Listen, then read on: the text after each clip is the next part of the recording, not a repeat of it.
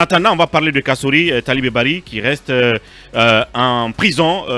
Bien entendu, il a dit tout à l'heure son mandat de dépôt renouvelé. Oui, comme vous l'avez dit, le mandat de dépôt de Kassory Fofana, en tout cas, on va dire, est-ce que renouvelé? Toujours est-il que la question du renouvellement du mandat de dépôt de Kassory Fofana a été examinée par la première chambre d'instruction qui a estimé qu'il n'y avait pas lieu de maintenir M. Kassory en détention.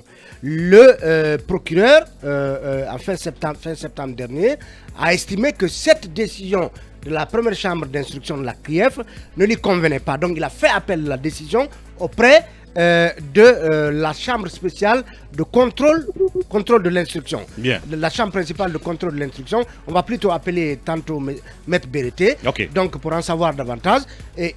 Et finalement, cette chambre de contrôle de l'instruction a siégé, a tranché hier en tout cas en bottant en touche la décision de la première chambre d'instruction. C'est-à-dire, ça veut dire que la chambre de contrôle de l'instruction va dans le sens souhaité par le procureur qui estime qu'il n'y avait pas, qu'il y avait lieu donc de continuer à maintenir M. Kassory Fofana en détention. Et alors, aussitôt, les avocats de Kassory ont annoncé se pourvoir en cassation auprès de la Cour suprême. Parce que, vous le savez, les Ismaël Djoubaté et Fola Mansara et autres sont passés par là. Lorsque cette même chambre de l'instruction, sa décision avait été contestée par le procureur, lui, personnellement, avait donc vu la Cour suprême finalement en tout cas le débouter de ses prétentions auprès de cette Cour suprême. Bien. Ça veut dire que peut-être que c'est la dernière étape à l'issue de laquelle on va savoir est-ce que Kassory va rester pour longtemps encore en détention, puisque la Cour suprême, ses décisions sont inattaquables. Est-ce qu'elle va confirmer la décision de la chambre de contrôle de l'instruction, c'est-à-dire que Kassory reste en prison, ou est-ce qu'elle est là dans le sens voulu par les avocats de Kassory, qui vont saisir cette cour suprême à l'effet d'invalider la décision de renouvellement du mandat de dépôt de Kassory. Toutes ces questions donc vont pendre au nez de la Cour suprême qui devra se prononcer dessus. Bon, sauf qu'on le sait, la Cour suprême, c'est toujours lent, mais est-ce que de façon exceptionnelle, elle va se manier, aller rapidement sur ce cas? C'est des questions à se poser. Oui, en attendant qu'on ait Maître Bérété, qu'on tente d'avoir, mais difficilement, Basekou, oui, Kassory, ses proches, dans l'opinion, ça se sentait, il y avait de l'espoir qu'il soit libéré, surtout qu'en matinée, on a annoncé la libération, en tout cas sous contrôle judiciaire, de Souleymane Traoré. Malheureusement, c'est le contraire. Il reste en prison pour l'instant et son seul espoir, ça reste maintenant la Cour suprême. Oui, c'est la volonté du tout-puissant procureur Ali Touré qui a été finalement exaucé parce qu'il s'est opposé notamment à la décision donc, qui a été prise par la chambre d'instruction de la CRIEF qui avait notamment examiné le dossier de Kassory et qui pensait qu'en réalité Kassory pouvait bénéficier d'une remise en liberté donc sous caution en attendant notamment que toutes les conditions soient réunies pour aller à ce procès. Malheureusement, il va devoir encore rester en prison. Oui.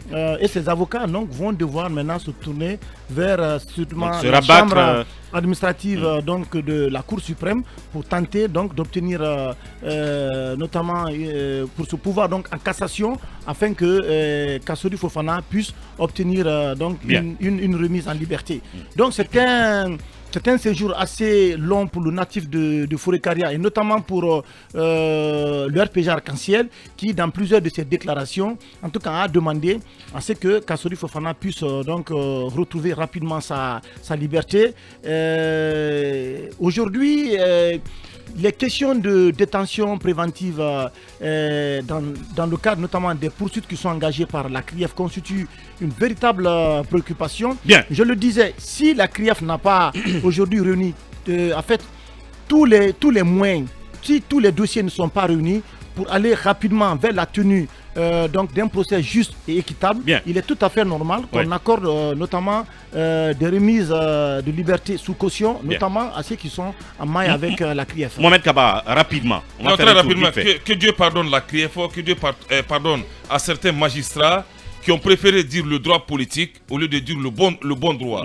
Parce que ce qui se passe à la CREF est extraordinaire. On va toujours parler, mais la CREF fait la sourde oreille. Mais on ne peut pas avoir un président de la chambre de contrôle qui a la solde carrément du parquet spécial. C'est extrêmement grave.